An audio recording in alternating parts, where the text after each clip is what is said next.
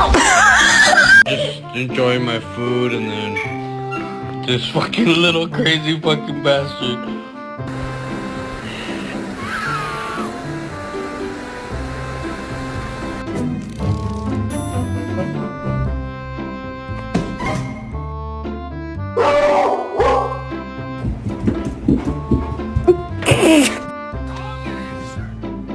See you, chump.